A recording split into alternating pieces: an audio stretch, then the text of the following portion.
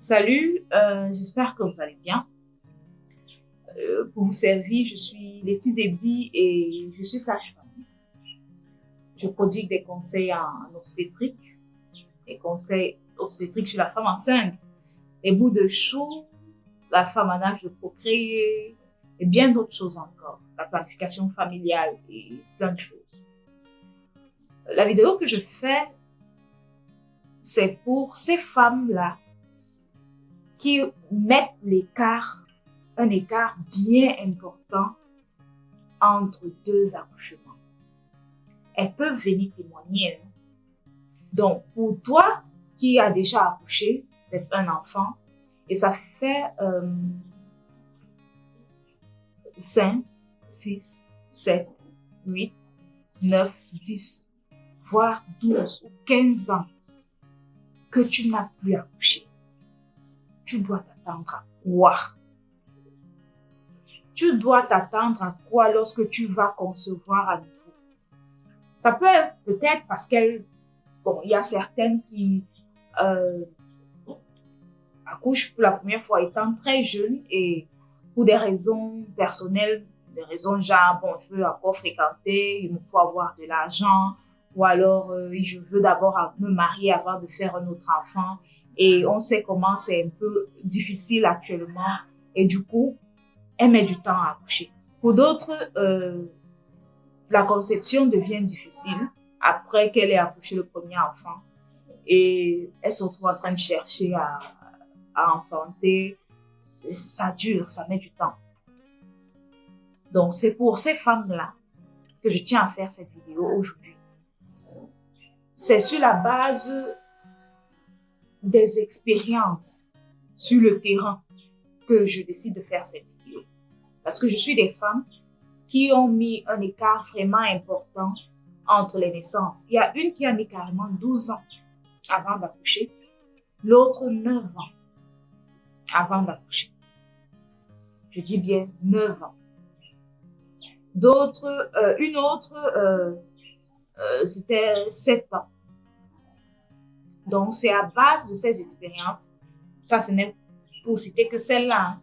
C'est pas pour dire que ce sont que les trois, que je vais faire cette vidéo aujourd'hui. Donc, pour vous qui avez déjà fait plus de 5, 6, 7 ans et que vous n'avez pas accouché, après l'accouchement du précédent enfant, il faut que vous sachiez à quoi vous attendre lors de la prochaine grossesse. On dit le plus souvent la grossesse aussi ne se ressemble pas et ça c'est vrai. Mais ceci franchement sur 100 femmes, 98 ont ces problèmes-là. La prochaine grossesse va vous menacer. Chacune à sa manière, hein. Mais ce qui est sûr, elle va vous menacer. Pour celle, par exemple, qui a mis un écart de 12 ans, justement parce que la conception était très difficile, elle est venue pour qu'on la suive et franchement, c'était... pour qu'on allait 9 mois, c'était un peu comme si ça a duré 12 mois ou alors 14 mois. Parce qu'elle était tout le temps internée. La fatigue ne la laissait pas. Les nausées au premier trimestre, c'était la magie. La fatigue, seulement le sommeil. Et aussi, tout le temps, elle avait des problèmes de santé. Elle était naturellement bien portante, hein. Pourtant, avant la grossesse. Ça, c'est pour elle. Pour celle de 9 ans, oh là là, elle n'avait pas trop de problèmes de santé, genre, on l'hospitalise. Mais c'était du genre, les nausées étaient interminables. Les vomissements étaient graves. La fatigue générale. Ce qui fait qu'elle a dû interrompre le travail parce que ça n'allait pas. Elle ne pouvait pas, elle avait à peine, elle se tenait à peine debout. Peut-être c'est aussi dû au poids de l'âge. Mais l'âge, quel âge? Celle qui a mis l'écart de 9 ans entre deux enfants, elle a 30 ans. Elle a 30 ans. Celle qui a mis l'écart de 12 ans, elle a 35 ans. Donc, si on dit genre le poids de l'âge, franchement, je je suis un peu sceptique là-dessus. Donc, quand vous mettez un écart important entre deux accouchements, l'écart qui est préconisé, c'est 2 ans en principe. Quand vous mettez un écart important entre deux accouchements, attendez-vous à des malaises pendant la prochaine grossesse. Donc, ceci, c'est pour vous préparer psychologiquement. Ici, on ne fait pas que parler des bébés et autres. Vous devez savoir ce qui vous attend. Par contre, vous essayez de voir ces femmes-là qui accouchent et qui ont 2 ans. Vous voyez que c'est très facile pour elles d'accoucher. Des fois, vous vous demandez, attends un peu, la souffrance que j'endure, la femme-là aussi endure cette même souffrance et elle accouche tout le temps comme ça. Elle ne ressent pas tous ces maux. Des fois, elle peut faire même toute sa grossesse, elle n'a aucun mal, elle n'a pas de nausée, rien. Elle a mis son écart peut-être de 2 ans. Elle porte sa grossesse, allez, comme si de rien n'était, elle accouche. Après 2 ans, elle prend encore sa grossesse.